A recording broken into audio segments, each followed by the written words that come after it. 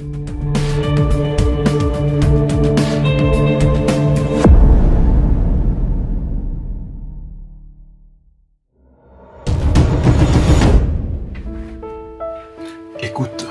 tu n'es pas n'importe qui. Et tu n'es pas n'importe quoi. Tu es celui que Dieu a choisi pour continuer son projet de création. Tu es un Dieu, tu es un fils de Dieu. En toi, Dieu a placé son ADN, ça veut dire ses capacités, sa nature et ses potentiels. N'as-tu pas compris? Sais-tu que celui qui t'a créé est un roi, un génie, de par son intelligence a ordonné la création, et un savant, de par sa créativité a innové jusqu'à ces moments. Alors que je parle, Dieu continue à créer. Oui, les étoiles naissent en ces moments. Dans l'univers, de nouvelles planètes naissent en ces moments et continuent à être découvertes. Attends. Pour comprendre le royaume, répondons à cette question. Qui es-tu? Et pour répondre à cette question, rentrons dans ce que Jésus-Christ a dit et dans ce que le Père a lui-même dit à l'homme. David a dit, dans le livre des Psaumes 8, 4 à 5, « Qu'est-ce que l'homme pour que tu te soucies de lui? Et le Fils de l'homme pour que tu prennes garde à lui. » Écoutez-moi très bien, tu l'as fait de peu inférieur à Dieu et tu lui as couronné de gloire et de magnificence. Créé de peu inférieur à Dieu. Notez qu'il dit de peu inférieur à Dieu, c'est-à-dire dans le rang de l'administration céleste. L'homme vient juste un peu après Dieu. Et Jésus les rappelle aux Juifs dans le livre des Psaumes 86. Il leur révèle un passage dans le livre de l'Ancienne Alliance qu'ils avaient déjà. Il dit, « J'avais dit, vous êtes des dieux.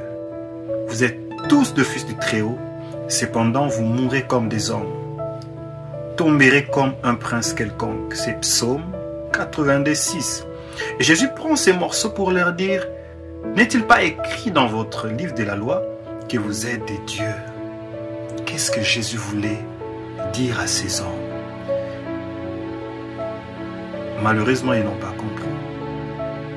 Mais j'aimerais que nous rentrons vers les commencements. Dans le livre de Genèse 1, 26 et 27, je lirai 27. Dieu dit, Dieu créa l'homme à son image, il le créa à l'image de Dieu. Il le créa homme et femme. De par sa nature, son rang par rapport à toutes les créatures, l'homme est créé à l'image de Dieu, mais aussi à sa ressemblance. Je précise, on parle de l'image, mais dans Genèse 26, on parle de la ressemblance. Ce sont deux choses différentes. L'image représente la forme. Pourtant, la ressemblance implique les caractéristiques.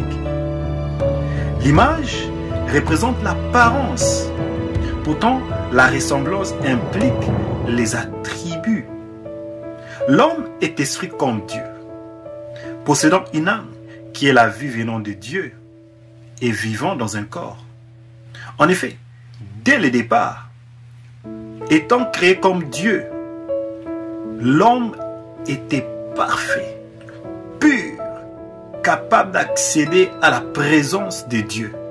Et d'ailleurs, selon Genèse 2, 19, l'homme aurait nommé tous les animaux de la terre. Nous savons que cette capacité émane d'un attribut de Dieu que nous appelons tous l'omniscience. Pour être capable de nommer tous les animaux, tu dois avoir une connaissance, une sagesse, une intelligence plus développée que la naturelle. Ce qui veut dire que l'homme possédait une super science, une super connaissance, une super sagesse, une super intelligence. C'est une révélation. Et encore une autre révélation est que l'homme était créé mûr. Ça veut dire qu'il n'était pas créé bébé, enfant, il doit grandir. L'homme n'était pas soumis au processus du temps. Il était créé mature. Donc en effet, si l'homme pouvait même nommer les animaux, cela nous révèle qu'il pouvait comprendre tous les langages. Pas seulement les langages terrestres, les langages des êtres qui sont dans les ciels, sous les eaux, parce que l'on pouvait parler et même les animaux l'écoutaient. Et derrière ça, il y a encore une révélation, c'est que l'homme avait autorité sur les airs et sur les eaux, sous les eaux, de sorte que quand il parlait, la baleine pouvait écouter. C'est à moi qu'il parle. Et ça, c'est un attribut de Dieu. L'omniprésence. C'est l'omniprésence qui fait que Dieu étant partout, on peut l'écouter, on peut le parler de partout où on est. L'homme avait cet attribut. Je ne dis pas qu'il avait toute la dimension d'omniprésence. Non, mais je précise qu'il avait une capacité élevée de cette dimension. Vous savez, pour être capable de nommer les animaux, de communiquer avec eux, vous devez savoir que la nature ne communique qu'avec son créateur. La nature ne coopère qu'avec son créateur. Et l'homme est l'extension de Dieu pour la création. Il est celui que Dieu a choisi pour poursuivre sa création. Voilà pourquoi l'homme pouvait parler à la créature et parler à toute la création, les nommer, avoir cette capacité divine. Vous savez, aujourd'hui, grâce à la science, nous pouvons étudier l'aérodynamique, l'hydrodynamique. Nous pouvons à peine entrer sous les eaux. Mais ce que j'ai dit est très profond, parce que si l'on pouvait nommer tous les animaux, qu'en serait-il des animaux qui sont dans des milliers de kilomètres sous l'eau? Par là, je vais dire que Dieu est vraiment omniscient. Et la pensée de Dieu serait que l'homme soit superscient. J'expliquerai tous ces termes. Donc, si donc tu es fils de Dieu, tu es une race divine, ta nationalité est céleste. Ta nationalité terrestre doit venir après ta nationalité céleste. Devant Dieu, nous sommes tous ses fils et ses filles. Devant Dieu, il n'y a pas des ethnies, il n'y a pas des races, il n'y a pas des couleurs. Toutes ces choses n'existent pas. Parce qu'en fait, devant lui, il nous voit ses fils.